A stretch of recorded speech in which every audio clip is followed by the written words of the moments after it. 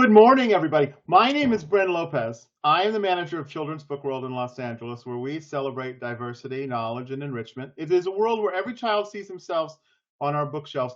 And I am extra excited to be here because I'm with an author and illustrator, Emma Steinkellner. Hi, Emma. Hi. Who we consider to be part of our CBW family. Emma, we've been able to do events with you for your first book. I've talked with you about your second book, and now we're on to your third book, completely new series. And we're so excited to be. The first books, by the way, we want to talk about are The OK Witch and the sequel to The OK Witch, and then the new one, Nell of Gumbling, which is just my extremely normal fairy tale life, which is I would say this is like you in book form, Emma. Yeah, you got that on the nose. Yeah. Emma Steinkellner is an illustrator, writer, and cartoonist living in Los Angeles. She's a graduate of Stanford University.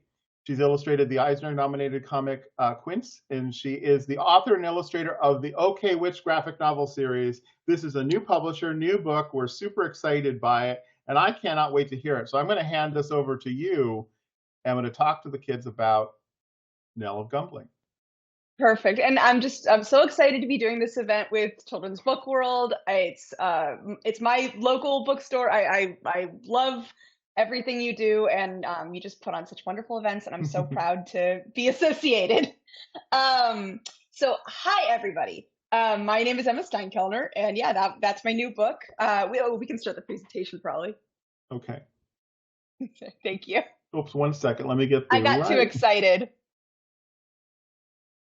There we Yes. go. All right. Yes. This is my new book, Nell of Gumbling, My Extremely Normal Fairy Tale Life. And I'm an author and illustrator, which means I both write the story of the book and I draw all the pictures in it.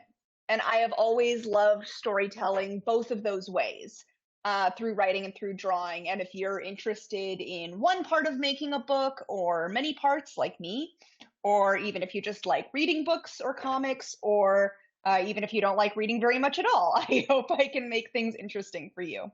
I love talking about comics and writing stories, so I think this is going to be a lot of fun. Let's go. Yep, this is the perfect slide. This will be my third graphic novel that I've written and illustrated. If you have heard of the OK Witch series, those are mine too. And I also illustrated this indie comic series called Quince, written by created by Sebastian Kadlecik and written by my sister, Kit Steinkellner. We can do the next slide. So Brandon was totally right. This Nell of Gumbling, My Extremely Normal Fairy Tale Life is totally me in a book. I think if the OK Witch series was me expressing everything that I liked to read and consume when I was like 12 years old, Nell of Gumbling is everything that I've liked to read and consume since the moment I was born up to now. It's a huge just pot full of everything I like. And when I sat down to come up with an idea for a new series, I thought about all the kind of stuff that I loved to read as a kid. And I remembered how fascinated I was by fairy tales, especially. I loved collections of fairy tales, both retellings of ones I knew by heart and stories that were completely new to me. When I was little, my mom read to me every night and did all the voices. Thank you very much. And we made up this game called Comparing and Contrasting Cinderellas, in which we would check out as many versions of Cinderella as we could from the library. We would read them together and we would try to figure out what made them similar and different from each other. So that's what those three in the middle are. It's Ella Enchanted, Mufaro's beautiful daughters, and Cindy Ellen, a Wild Western Cinderella. Those were three of my favorites. And I loved both classic takes on fairy tales and more skewed, funny takes. And those are called fractured fairy tales. If you haven't heard that term before, you might have seen or read one before. On the right, that was one of my favorites, The Stinky Cheese Man, which is a collection of these weird twists on old fairy tales like The Gingerbread Man. I also remember really enjoying The True Story of the Three Little Pigs, which is the Three Little Pigs written from the point of view, you know what I'm talking about. Yep. Written from the point of view of the big bad wolf who feels the original story unfairly villainizes him. So I always think those are lots of fun. We can go to the next slide. I also always loved fictional diaries and books made up of journal entries, letters, notes, and other documents. Those are called epistolaries. And epistolary novels have been a thing for centuries. We're in spooky season now, and the original novel Dracula is one. It's a book made up of letters. And so those kinds of books and fictional journals have always been popular with readers your age for a long time. Or they've been popular for a very long time. They're always a fun, personal look inside the main character's world. And I'm sure some of you know books like this, like Diary of a Wimpy Kid or the Dork Diaries series.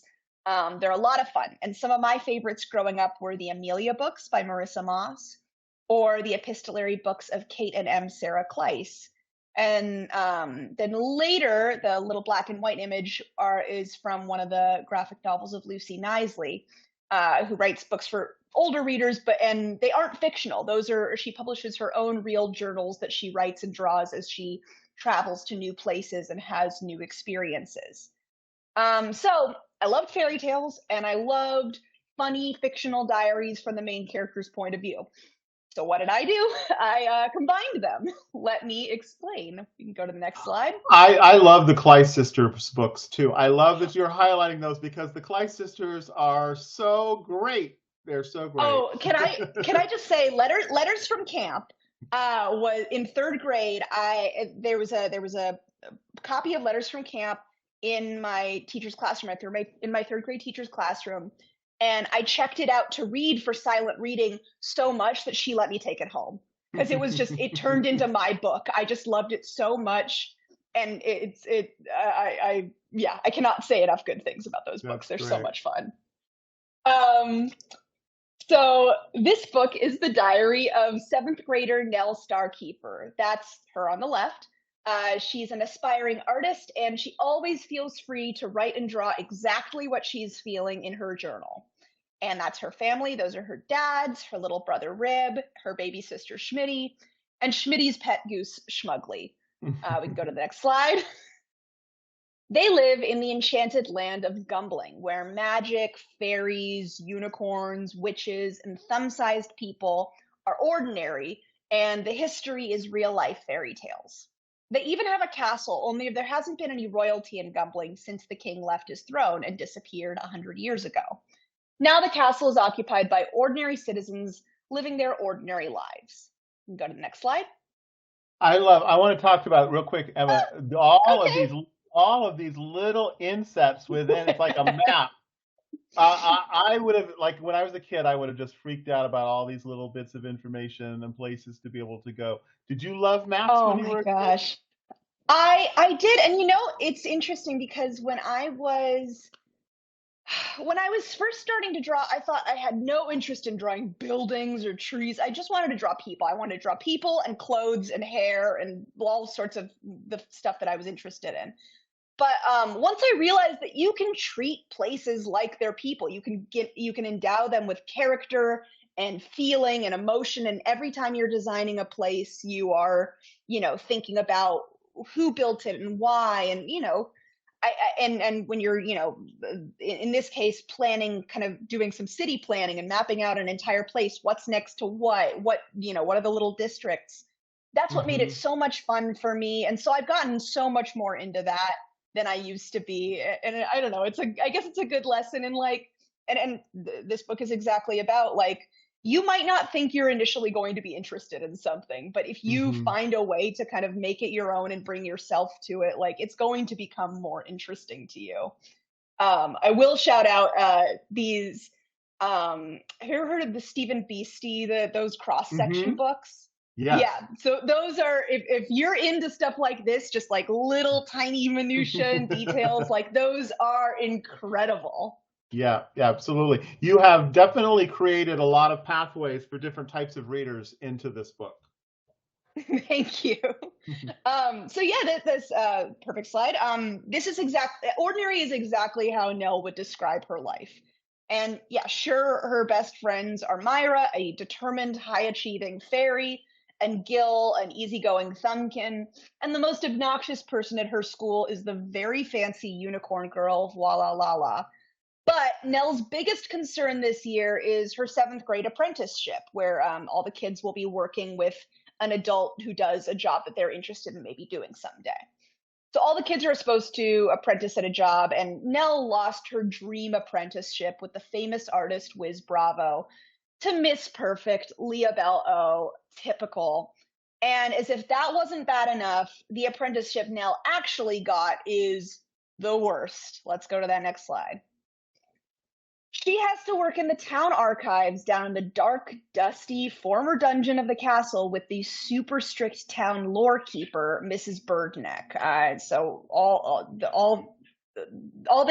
they work with is like old documents that just smell, and you have to touch them with gloves.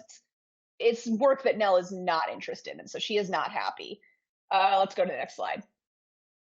So besides odious chores like cleaning every inch of the dungeon and pasting together bits of smelly parchment with smelly glue, most of her job is just copying down fairy tales from the town's history over and over again, which is super boring.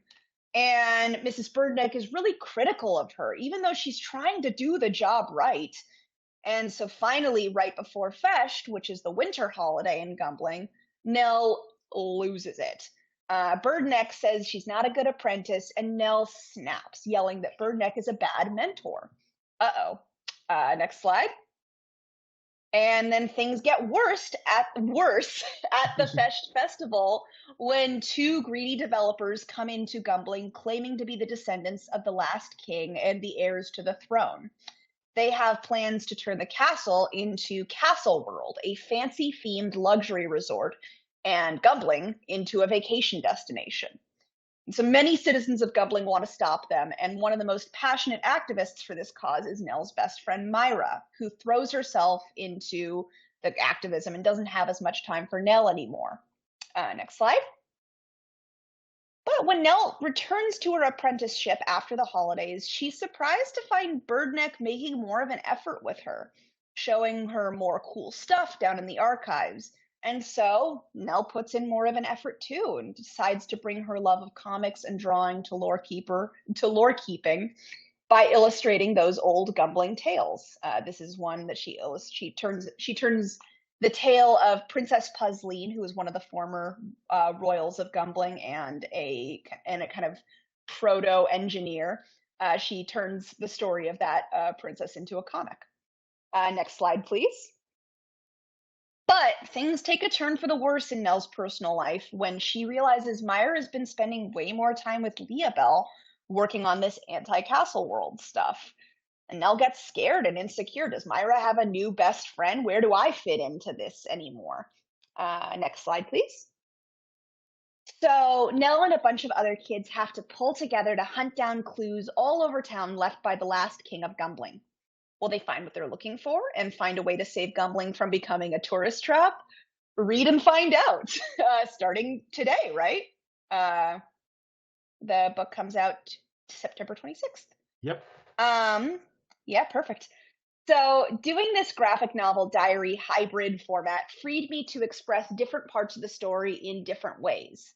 So as you can see, I have these kind of more diagrammy pages to help explain character and setting up top. So pages like this and that map before. I also have, like in the middle, more text-heavy pages with spot illustrations. And those kinds of pages are where we can really sink into Nell's voice in a particular moment and hear how she's feeling. And then I also have more traditionally paneled, like on the right, graphic novel pages for the most dialogue-heavy or action-packed scenes. So you're going to see more of these toward the climax or the most exciting part of the book. I think a mix of these three types of pages makes the book more interesting because each page simply looks different from the others at the most basic level. You're flipping through it and each page is kind of laid out differently.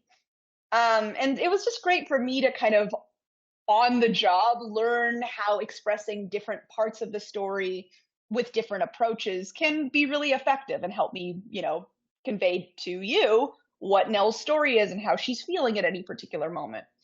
I mean, think about if you were writing and illustrating a journal of your own life. What parts would you want to write about in more detail? What parts could be explained perfectly with just a picture or an illustration?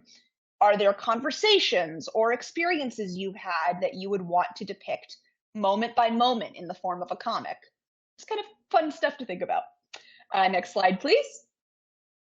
And when it came to designing a brand new fairy tale land, I wanted the world of Gumbling to have a unified style. So I stuck to this kind of bright and varied but limited color palette and a couple of key visual elements that I decided are very important in the folk art of Gumbling. So, like stars, plus signs, mice, intermingling colors of cord, eyes. These are starting to sound like new Lucky Charms marshmallow shapes, weird ones. Um, and so to the left is an early color palette I was working with on the top. On the bottom, that's a very important carousel. That's part of the celebration of Fest, and it has some of those kind of emblematic animals that are native to Gumbling and a couple of those other symbols, those colors of cord and stars and pluses. And then on the right, those are some figures. Those are a lot of the historical figures and fairy tale characters from the Gumbling lore that Nell researches for her apprenticeship. And even though these figures are from different places in the social order, some are royalty from when Gumbling was a kingdom, was a monarchy, and some are more working class. And even though they're all from different time periods in the history of Gumbling, there are still colors and visual motifs that unite all of them. Next slide, please.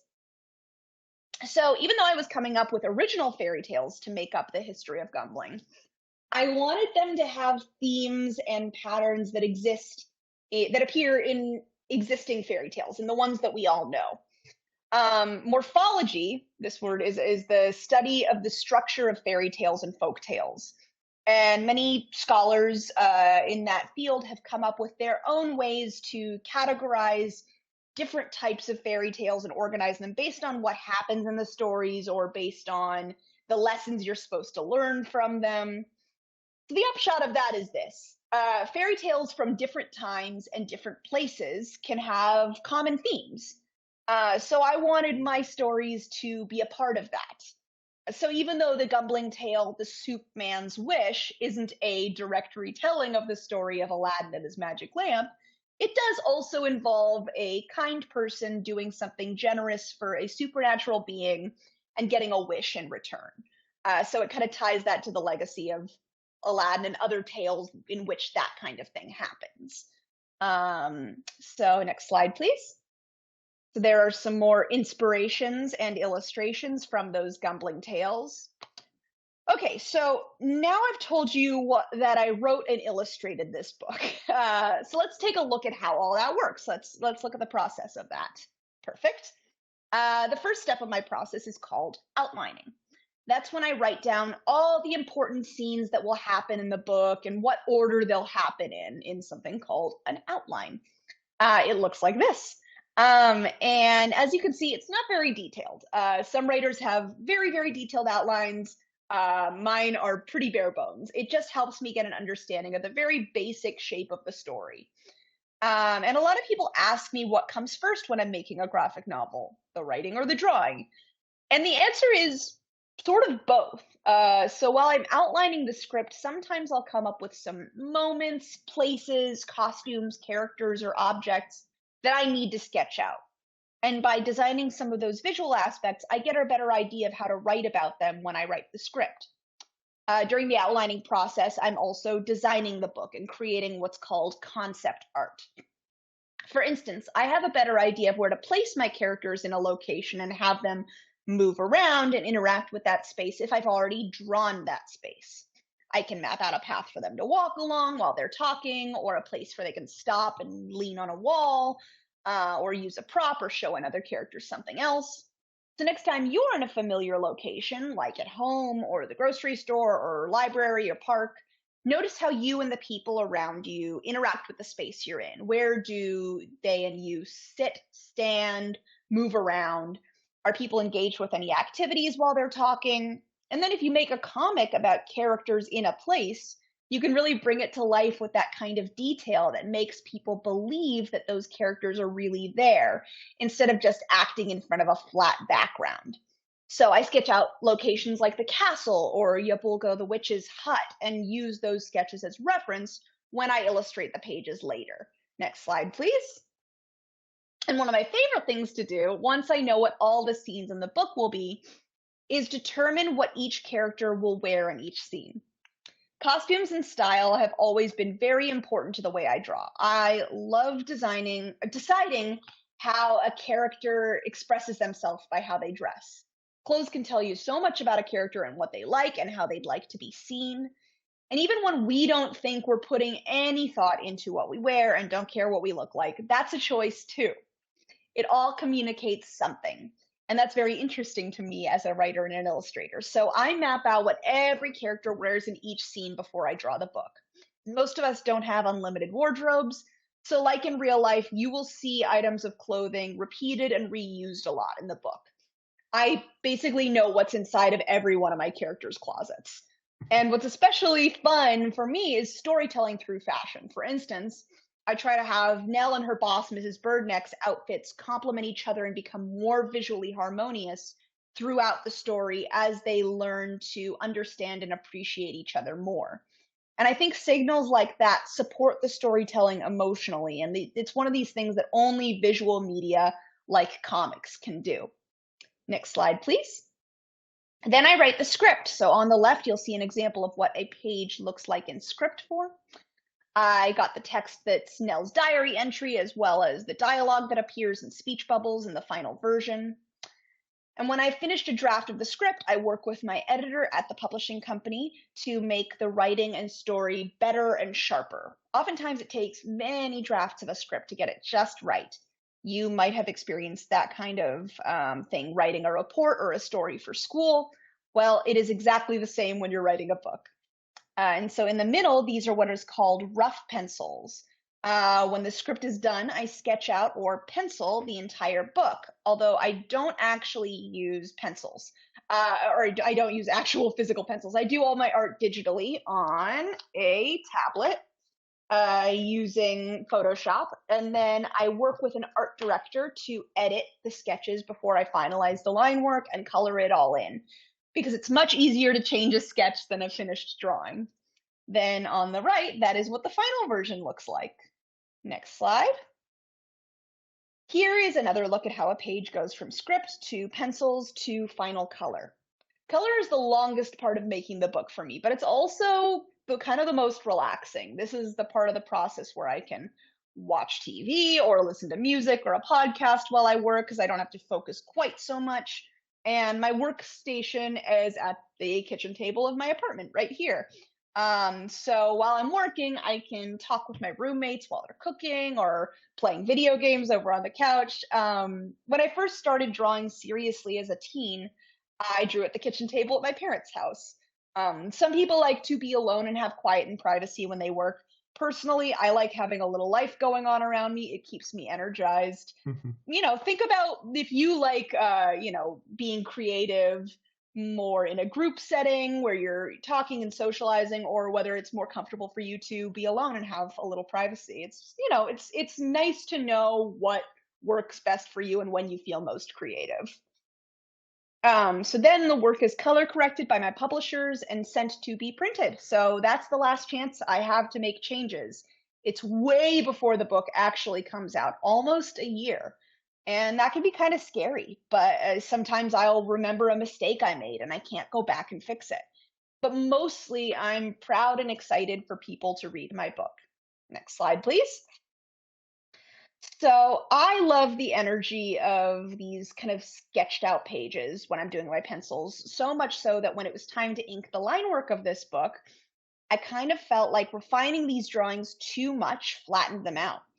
And so I decided that instead of inking over those sketches like I did with the OK Witch books or with Kinsey, I would actually just polish and revise the sketches that were already there and use that as the line work.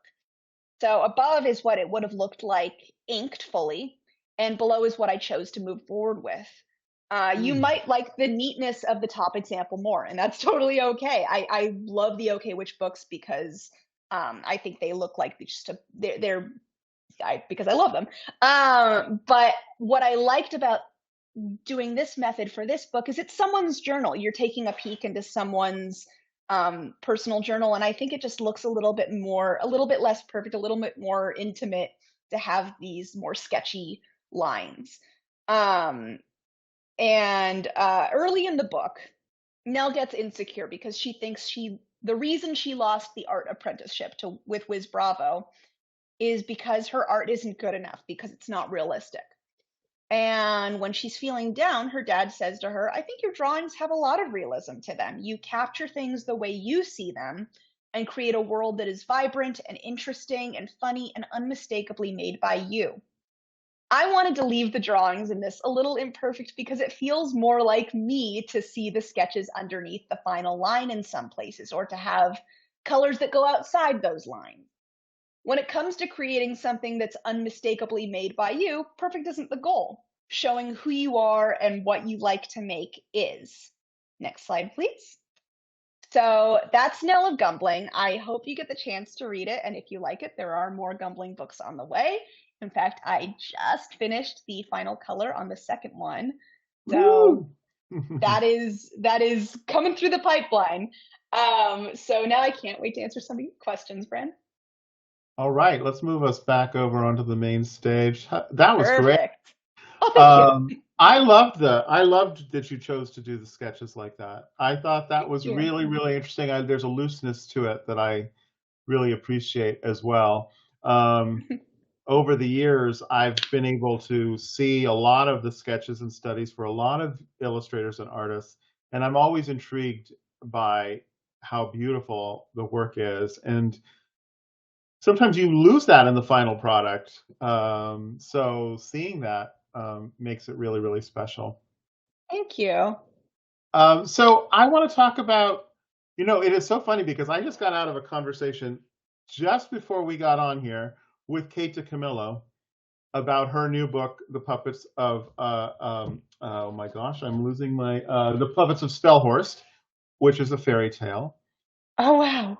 And I we want to read talked, that. I'm sure you read Kate DiCamillo when you were younger as well. She's a great writer, but we talked about fairy tale quite a bit. The power Hmm. of the word once, Uh-huh. and why fairy tales work within every kind of community, every kind of civilization, you can call them fairy tales, but they could also be, you could look at them as myths, you could look at them as Sure. folk tales or fables. Um, what are the aspects of it that really that continue to move you? I think I mean, I just love anything whimsical, really. And I think there is something so nice about what I liked about writing an actual fairy tale. Is I was trying to get myself in the style of like how a fairy tale is actually Hmm. written, and a lot of times how that is like something extraordinary happens, but it's kind of matter of fact. It's told in this way where it's almost casual. It's like, you know, uh, uh, uh her the old beggar woman sprouted wings and became a magical fairy godmother. And it's like, but the way it's written, it's like, oh, well, of course that happened. We're in a fairy tale world. The rules are different. And so I liked the idea of taking that kind of dynamic, that satisfaction that I felt of something extraordinary happening, but it being sort of ordinary. And I Hmm. liked turning that into sort of the conceit of the whole book. Is this is just where a kid lives, this is all she knows, like, and some things certainly are more surprising or more extraordinary or more shocking, but having a best friend who's a fairy or who's this big, like, that's just something that we that's all we know in our lives. So I think there is definitely something there. I just, I love magic. I it would be I've written things that don't involve magic, but I Hmm. I do certainly love it. And I also like this kind of, like you were saying, like you can call them fairy tales or you can call them myth or folklore, and sometimes they even bleed into, sometimes our real historical figures become kind of fairy tale figures Oh get yeah. morphed into legendary figures. Um, and I like that kind of crossover and murkiness and cloudiness too. I think about like the Legends of King Arthur or something that are kind Hmm. of equal parts history and legend and have magic in them, during the Great Depression there was a federal writers project in which a make work project for writers, um where they would in America they would travel the country and gather both the oral narratives from people who had been living a long time, stories from their childhood and what they've seen throughout history, but also folklore about regional monsters and creatures, or Hmm. or legendary historical figures. So I think there's just this interesting like crossover sometimes between what's history and what's legend or fairy tale.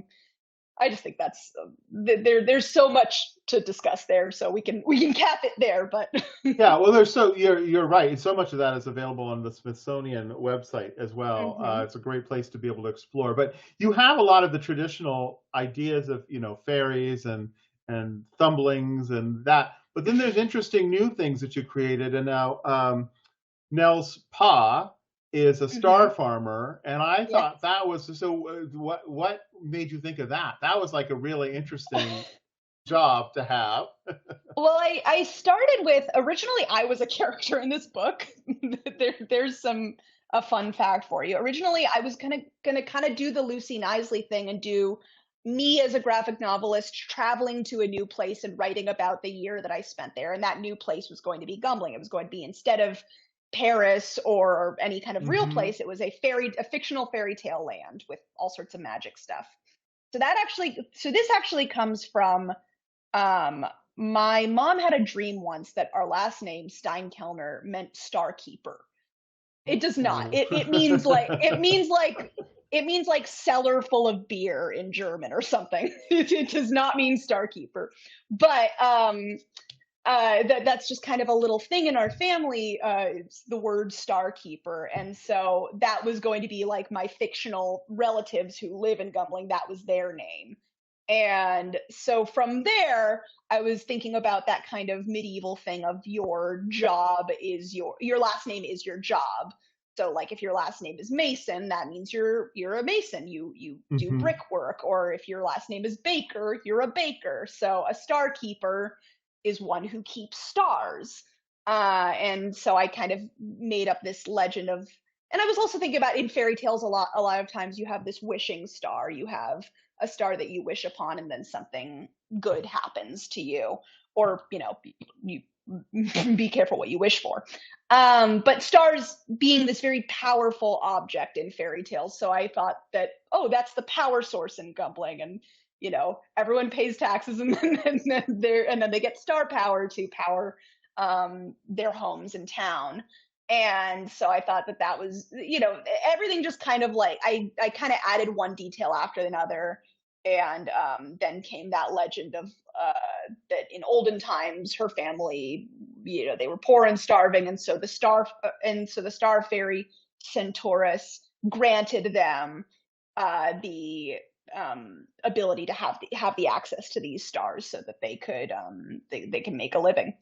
So it just, it was little bits and pieces that came together. But yeah, there's definitely some stuff that's more of a classic interpretation of a fairy tale, like the fairies. But then there's also, um, you know, I call them unicorns, but like they look different. They're more like kind of unicorn centaur Yeah, I was people. thinking that. Yeah, Yeah. the Um, Lalas are a very interesting family. So yes. Yeah. they come across well.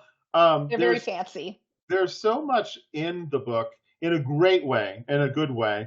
I loved you had color coded subject lists, you had diaries, you had maps, you had art projects, you had surveys. I thought that the Greatman Bigby siblings, the villainous siblings, their survey was like a medicine commercial. It had like all of these really great things, and then hidden inside were like these really horrible things that could happen to you as well if you agreed. Totally.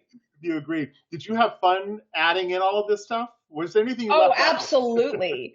No, no, is the answer. I'm a maximalist.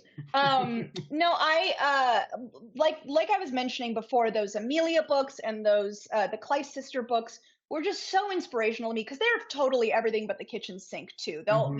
They have everything kind of pasted in, and like there's so many different ways to convey the story. And I like, I love writing in Nell's voice, but it is fun to have these other documents that she's pasting into her journal that someone else wrote that's in a totally different voice. So yeah, like with the Graven Bigbies, you have all this like, sanitized corporate speak. And I think that's a really fun, kind of Yeah. interesting way to get your villainy through.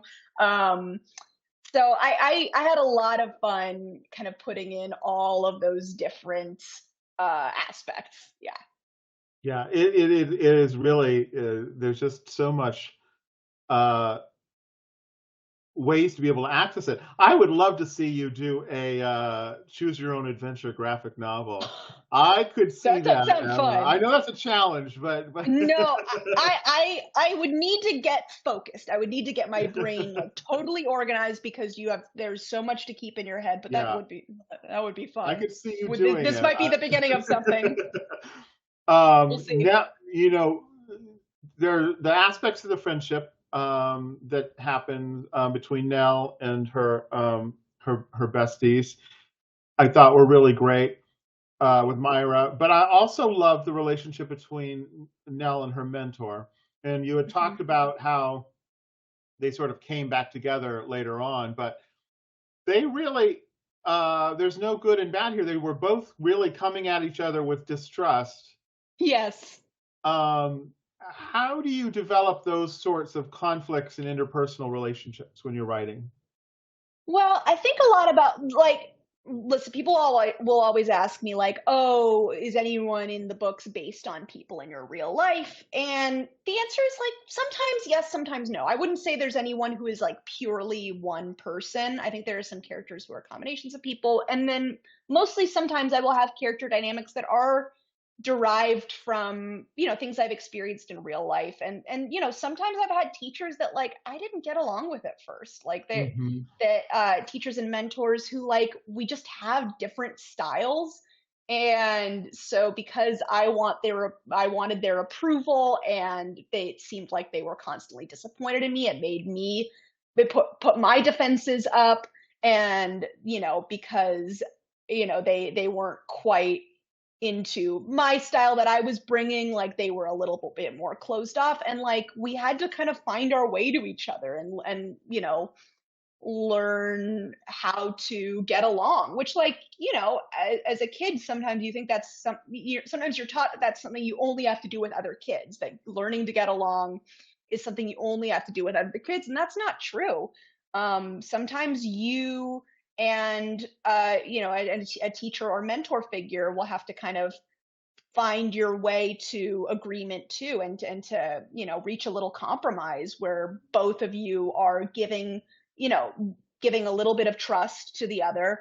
And you need to put yourself aside a little bit too. So and they need to do that too, the adult needs to do that too. So I think that's I think that is a worthy dynamic to see. Hmm. That it's not always going to be perfect right off, but that doesn't mean that dynamic can't grow and change and be, you know, and evolve. Yeah, I love another part that I loved about the book was the theme of gentrification. Now, Hmm. I thought of you because you live here in Los Angeles, and I think in within the neighborhoods that you live in, this is Hmm. a major part of what's going on of people coming in and changing the idea of a neighborhood to build it up to make it a place that's a little bit more ritzy or tony or Hmm. what made that become a theme that you wanted to talk about within the book? Well, I mean, yes, I think it happens we see it all over the world where a place is determined to be a good spot for tourism or for, say, luxury apartments or for something that is going to be profitable for a small margin of people and detrimental to the people who are already there. And that is a really harmful and hurtful phenomenon. We see it all. We just all the time. We see it with the people of Hawaii and all over the world. There are people. There are places that have to basically live for the tourists who come to see what's there, who come to vacation there, and and that is that's not good. And also there's this idea of the Greatman Bigbies, they come into Gumbling and they've decided here is how we are going to sell Gumbling. It is this castle fairy tale experience that everyone else wants, and that's not necessarily what Gumbling is. And so the idea that they're going to come in and make this huge luxury resort that is capitalizing on this idea of a fairy tale place that Gumbling isn't, that's really missing the mark too. So I think I'm not going to be the best to articulate it all the time, but it was a story that I thought was worth telling and was worth kind of putting in this setting. So I'm glad that came across. Yeah, no, you did a beautiful job with it, and I think that Yeah. the message that as we wrap up, the final message that I was getting was that the profit is always talked about in sort of financial terms, but really there was a profit, the PROFIT profit that was coming from the community itself. That the profit was the bonding and the togetherness that came from this community of people who were also special in their own unique ways, but when they were put together, became even stronger and more special and unique. And that was a beautiful message that you portrayed in this new book, Thank you. Nell of Gumbling, which we love so much. Now we're going to take you out to schools. You're going to be visiting some schools. Are you excited about that? I am so excited. I can't wait. Yeah, that's really, really great. And luckily we're here with you. So, if you are a local and you're a school that's interested in school visits, we can always try to work something out and organize something, because there's nothing better than being able to see an author in person. As well. Now, I mean, Emma, thank you so much for sharing with us. I say Nell, but Oh, I think they're very, you no, were putting that's a yourself in the book yourself, right? that's a totally appropriate slip. I definitely put myself in the book. My hair's not long enough anymore to do the braids on top, but she's 100% me. It's completely transparent. You got it. Well, thank you so much for sharing all of this wonderful news story with us. We're so excited to be able to offer it up. Tomorrow is your official book birthday. So Yes, yeah. everybody will be able to get it tomorrow. We have it here inside the store, and you can order your copies, and we'll get them signed by Emma as well. So thank you so much. Everybody have a great day. Emma, we'll see you Yeah. again soon, very soon. Perfect. See ya.